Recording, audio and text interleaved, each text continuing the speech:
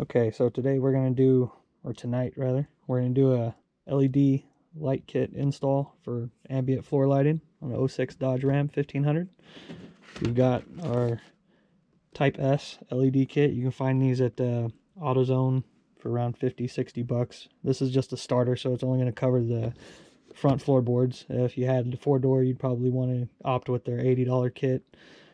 Anyway, so things you're going to need for the install is going to be the kit, which does come with adhesive strips on the backs of the LEDs for mounting, but depending on your vehicle, you're going to need a different type of mounting. I've got some zip ties here.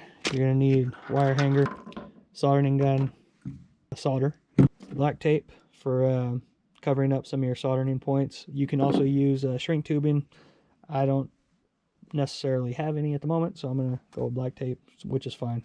Other things you may need: test light and wire snippers. We'll keep those close by just in case. All right, so now that we have everything, let's get to it. Okay, so in our kit here, we've got unboxed. We've got this fancy little power plug, right? That's supposed to plug into power outlets, wherever they may be. So something that I don't like is plugging it in, seeing wires dangle down, and then, you know, this thing is meant to be plug and play, so you can just plug that box into there. That would kind of hang out there, and then your wires are just kind of everywhere. Well, I don't personally care for it, so we're going to do something a little bit different. Inside the kit, you've got your control box here.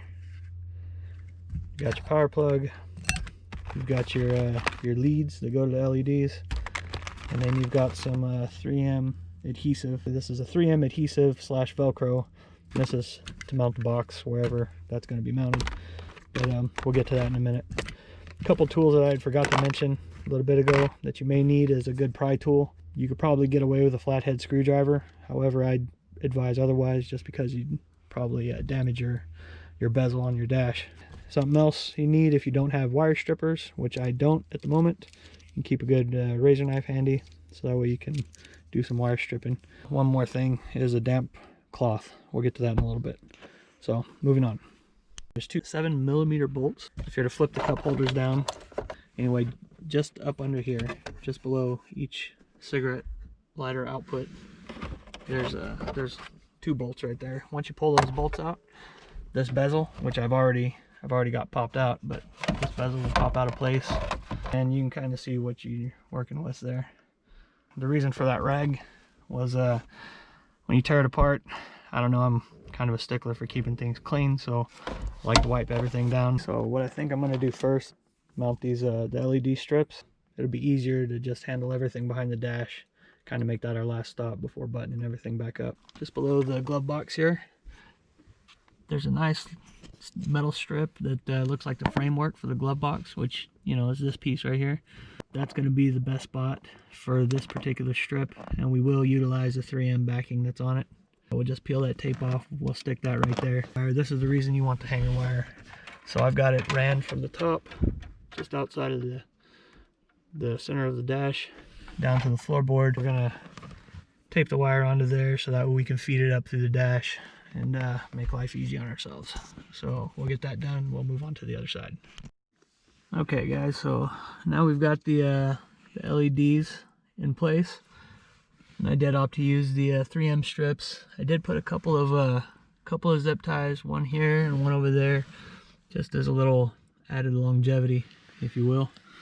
But this side went pretty smooth. So the driver's side we had to improvise on a little bit. There was no strip or anything underneath the dash. It's all pretty open. Would have made it mounting fairly difficult, so I put a little strip in, mounted it to the factory hardware on both ends, used the 3M backing on that, and it seems to be holding just fine, so we're gonna go with that. So now that that's ran, we're gonna move on to installing the control unit. The kit actually does come with a hard wire, so if you want to mount everything to where there's no wires exposed and everything is clean, hard wire is what you're going to want to go with, which means you can take this and store it away for later. I don't know, but that's not going to be used. So we're going to go with a hard wire. We'll move on to installing our control box. Okay guys, so every vehicle is going to be different. On this particular vehicle, We do have a 12 volt, this cigarette lighter looking job right there. That one runs on a 12 volt constant. So when the key is off, that one's hot all the time. We don't necessarily want to hook up to that one because we want the lights to function when the vehicle's on and running. So we're going to use the actual cigarette lighter itself on this side. We're going to hook up the ground wire to the outside of the cigarette lighter assembly, which is going to be this black and yellow. The red and yellow is the hot wire. Put the test light in there, turn the key on. Oh, where's that? There it is. So you can see that's the keyed. So that's what we want. So we're gonna hook up there and then we'll finish up with our setup. We've got our box mounted, which is right there. Our cigarette lighter plug, which is here, I disconnected temporarily so that way I could do some splicing. I cut the shielding around both the negative and the positive. Now your hard wire that plugs into the box, and you'll know which spot it goes into because it's the only one that will allow for this hardwire plug to be plugged into. So our hardwire plug consists of the two leads, right? We have our ground, which is the all black, and then our positive, which is going to have the white stripe on it. We're going to take those. Our black wire is going to go into the negative loom. We'll just kind of temporarily twist it up. We'll do the same thing with our positive. And I just kind of split the wire. I don't know if you can see that. Just split the wire so that way we can just do a temporary test just to make sure that we're where we're supposed to be. Now that that's hooked up, we're going to come back to our box and the wires that we ran earlier. I'm not sure if you guys can see them, but there's some really small arrows on them. And then there's going to be some arrows on the control module or box as well. You're going to want to line those arrows up together and plug those in. Find the other one over here on this side. Plug this in also. Okay, so now we're plugged in. Our hard wire is temporarily wired up just so we can test it out. We're going to turn our key over. If everything lights up, then we're going to finish up with our install, and that'll be that. Alright.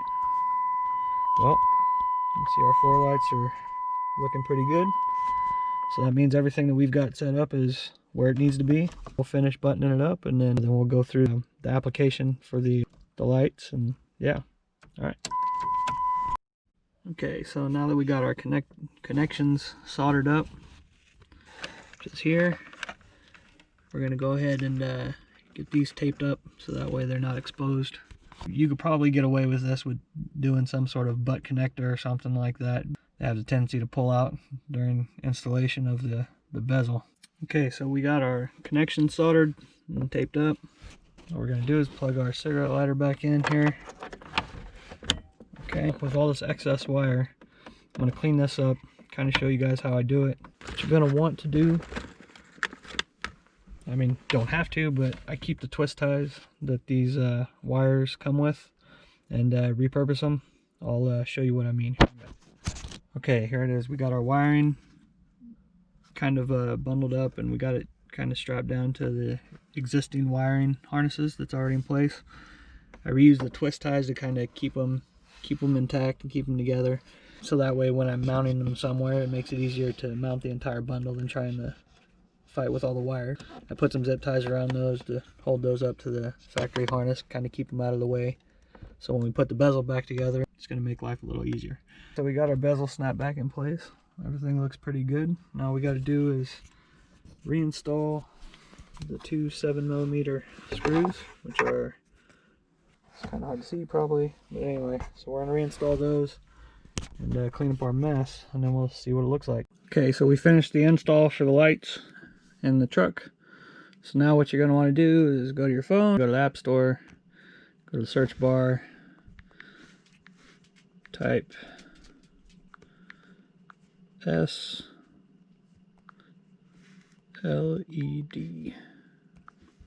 and search. This is going to be the one that you want right here. I've already got it installed. And once you're hooked up, you'll go to Smart Hub, and then that's kind of what the application looks like. You're going to want to keep your, up here where it says master, keep that on, because that's your link to the box inside the truck or car, whichever you got. And anyway, we'll go look at that here in a minute. Alright, here's what the finished product looks like. That's what your app will look like. So I've installed these lights on a little Volkswagen that I drive for Uber. So anyway, you get to see both of them. There's the Volkswagen. And all the sections are color changing, so from, you know, fronts to the backs. And then here's how the truck turned out. Pretty clean, a little bit different. If we go to our application, go to Smart Hub, and let's see here, we'll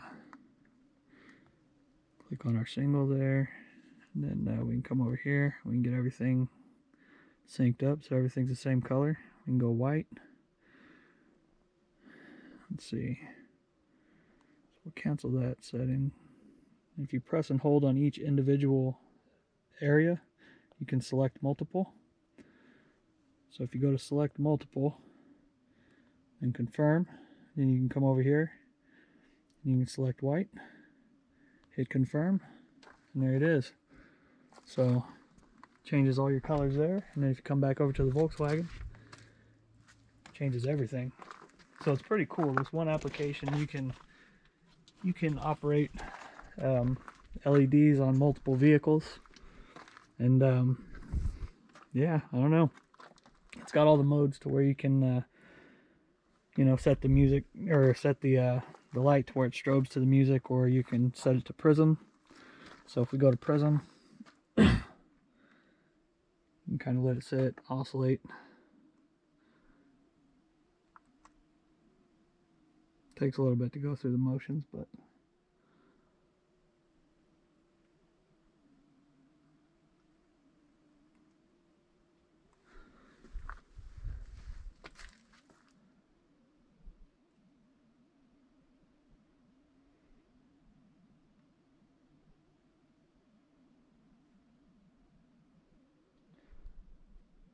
yeah, it's pretty cool. I would definitely recommend the Type S LED. I mean, if you want something that you know, you can change the colors up with, and change, you know, duty cycles and things like that. Yeah. All right, guys. Thanks for watching, and don't forget to like, subscribe, and follow me on Instagram, gentlemans_92. Next video that's going to come out, I'm going to be installing these same lights in the 2018 Cadillac Escalade. That's going to be much different, because instead of single row and dual row, you're going to have third row seating, and then maybe even the trunk space. I haven't decided whether or not I'm going to do all that much yet, but we'll see. Thanks for watching, guys. Take care. Bye.